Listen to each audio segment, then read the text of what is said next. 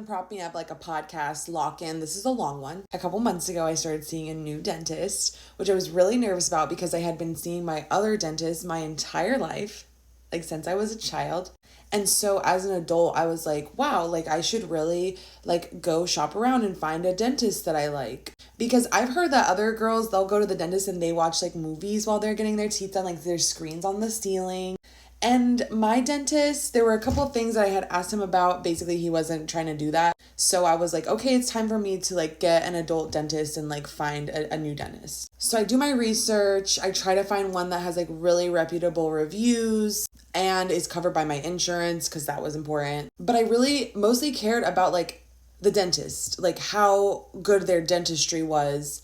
And obviously like it had to be affordable, to be so honest. It had to be like slightly, like I wasn't even like mostly worried about that, although I am, but I was like planning to put on a credit card anyways. But I was like, I just have to make sure that the dental work is good because you guys would not believe, I used to work for a dentist in marketing and you would not believe how many dentists are out here operating with a dental license that literally will mess up your teeth. Like literally can just like cause so much damage. So anyways, you should be careful who you see for your teeth. The day finally arrives. It's time for me to go into the dentist. I've done all my research. Things are looking good.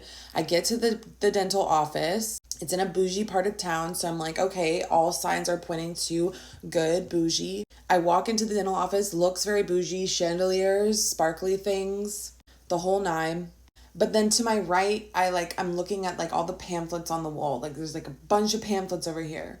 And immediately I'm like, oh, they're trying to push Botox here. They're trying to push Botox and fillers. I'm going to put a little video here that I took when I was there. And it's a giant, a giant size Botox vial. Like life size. Not life size, fucking human size. And it literally, I was like, first of all, I was like, oh my God, oh no, which I worked for a dentist in marketing. So I knew that dentists did Botox and I don't know if they did fillers, but I knew the dentist that I worked for, he was like, yeah, we started to do Botox for certain things and other dentists are starting to do Botox. So I wasn't shocked. I like knew that dentists were doing this as like a new money-making procedure. I'm not sure. I'm really not sure. Like why are we doing Botox and fillers at the dentist? So I'm like, oh no, like it's one of those situations. Like I'm really like, now I'm thinking like, are they going to try to upsell me Botox? They're going to take one look at me and be like, girl, you need everything. And so I'm just like, oh shit. Like I'm really bad at saying no, but like I'm not, that's not my vibe right now.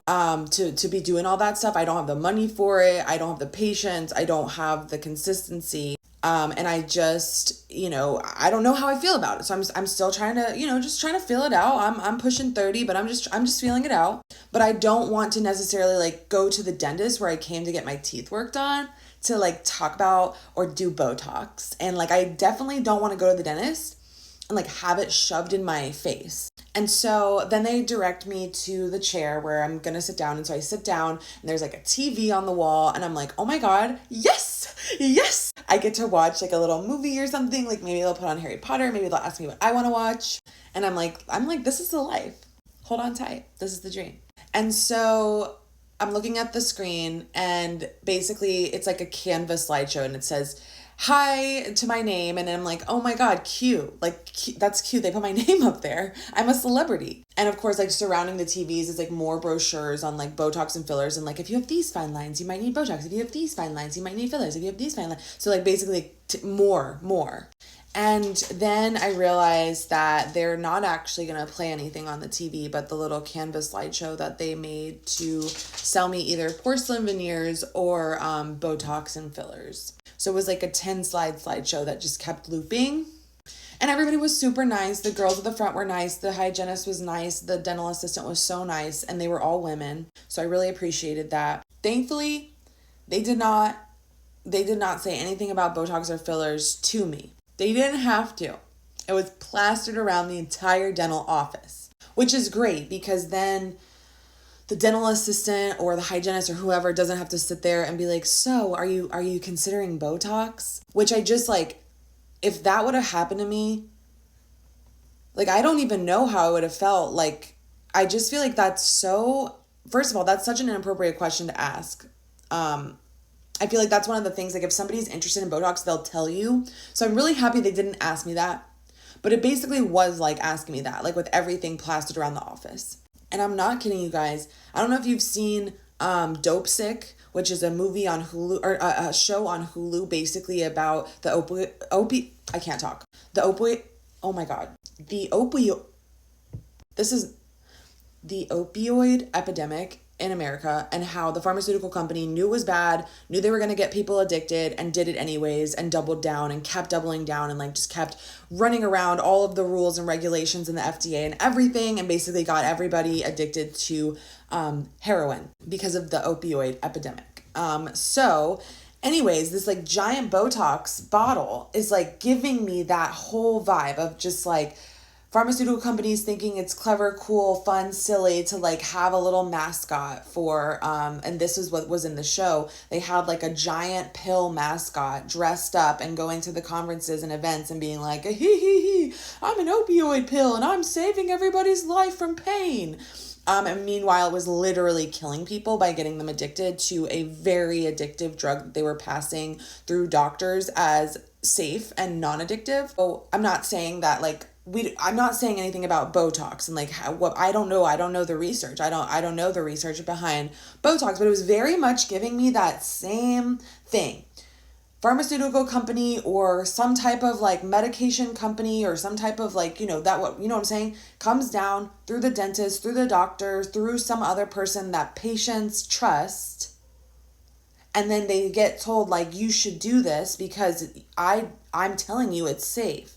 And we as patients typically will trust our doctor. Like, I think we've gotten better at this over the since TikTok, honestly. We're questioning everything, people, which is, it's a good thing. So we're not just like blindly believing the doctors and dentists anymore, obviously, because they're working for the pharmaceutical companies. So anyways, long story short, I don't want to have Botox pushed upon me when I go to the dentist. I'm just trying to get my cavities filled.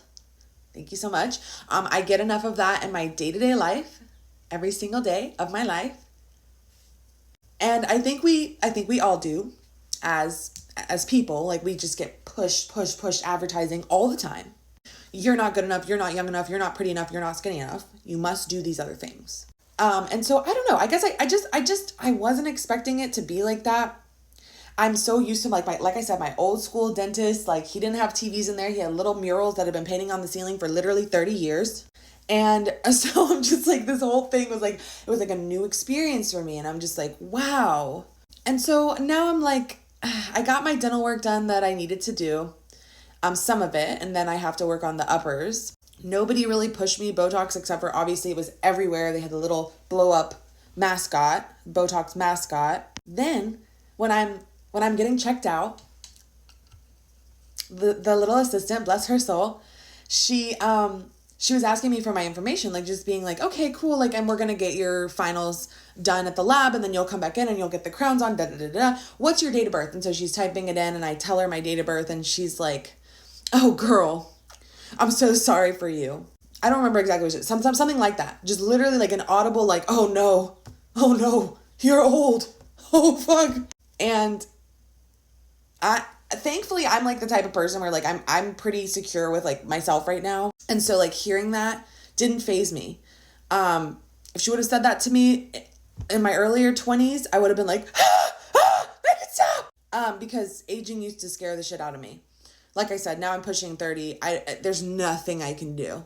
I just have to like let it happen. It sucks. But it's also like beautiful, and I'm accepting it, and I'm accepting who I am, and I'm accepting what I look like and how I change. And so like any other person, like that was just so wildly inappropriate, but it just shows how ingrained it is in us and women and other places, like to push this idea onto people that you need to be younger, which is just so creepy and weird. So yeah, I don't know, I have mixed reviews, but maybe I'll look for a new dentist again.